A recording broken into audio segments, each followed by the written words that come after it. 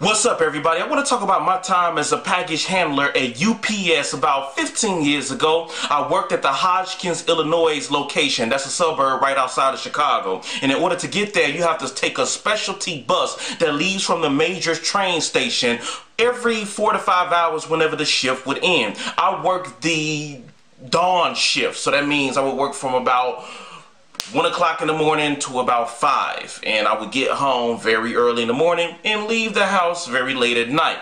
And unfortunately, I would get paid about $110, and after I purchased my bus card, I would only have about $90 left per week. Now, many of the people who went to UPS would use it as a secondary job. Their first job would get investments with the UPS paycheck, such as if they were some hustlers. Sometimes you would hear conversations of dudes saying they was going to use that $90 to buy them a pack or things like that. So it wasn't a major job for many people. However, if you just got released from prison or if you don't really have an education, UPS will hire you. And the best time to get in there as a package handler is during the Christmas season. When I got hired, I arrived around December 15th, I think, and this is a time where a lot of people were sending these Christmas packages all over the United States. So you had boxes on top of boxes and top of boxes coming down that conveyor belt. And I got in early. The problem is, after the Christmas season and the New Year's season, you would get laid off. But see, I stayed on because I was a real hard worker. Unfortunately, when you're a real hard worker in UPS, they tend to put you on bulk. And that means you're moving 150 pounds to 300 pounds boxes into those tractor trailers. And those of you who don't know what a tractor trailer is, that is basically the ending of a pickup truck. We're not a pickup truck, but an 18-wheeler, all right?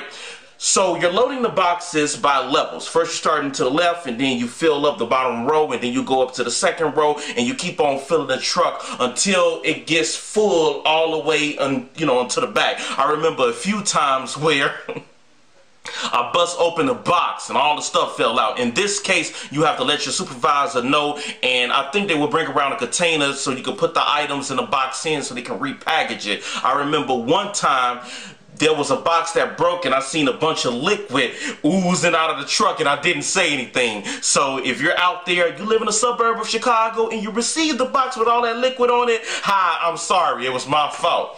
But that's why the supervisors have to pay attention. And sometimes the supervisors will put you on bulk because they want to get you out of the company, or simply because they don't have anyone else to do it and they see that you're a hard worker. Back then, I weighed about 150 pounds. I was very skinny. So putting me on bulk to move those 300-pound steel items and large boxes into those tractor trailers was a Herculean task for me. I couldn't stand it, but I would do it. And eventually I had to resign after about 40 days of being on a job because my lower back was still hurting for at least 2 months, way after I quit. But that's the thing about UPS, is that you can't sue. I mean, you can if you want to, but will it go anywhere? I don't know. And you have to wear a back brace. And even with a back brace on, when you kneeling down, because when you stack a box or you get a box, you have to kneel down. Pick up the box with your arm, put it close to your body, use your legs to stand up, and then you proceed to go inside the truck to stack the box. And even when you're doing that, you're constantly doing it daily, and we will only work 5 days a week from Monday to Friday because UPS doesn't work on the weekends. If you ever notice, you never get UPS packages on the weekend, including Saturday and Sunday, and there's a reason why. Unless, I believe, if you got a specialty overnight service, then it's a different deal. But when you're doing that daily for 30 days, you will end up getting fired. But let me talk about the politics of UPS, because a lot of people will go there and they always wonder why certain people get preferential treatment.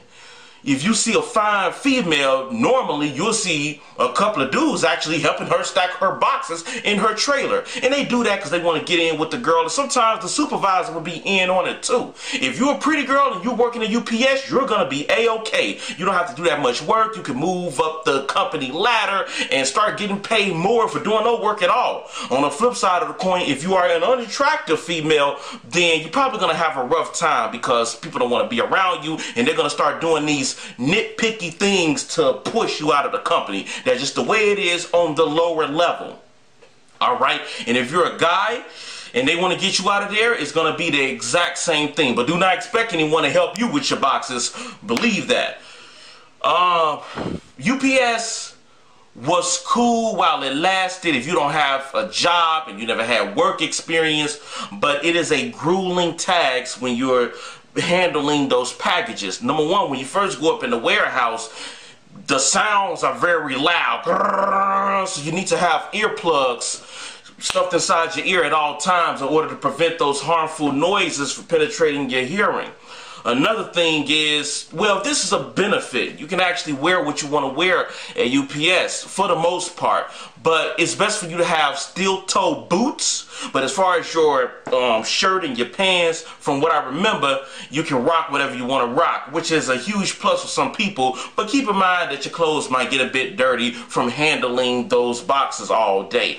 So that's my view of UPS. If you got a cool supervisor, he will recognize you, but at the end of the day, it's really not worth it. If you see UPS, especially here in Chicago, offering a package handler job, I suggest you turn it down because it's simply not worth it. I hope you learned a lot, and that's it. Peace.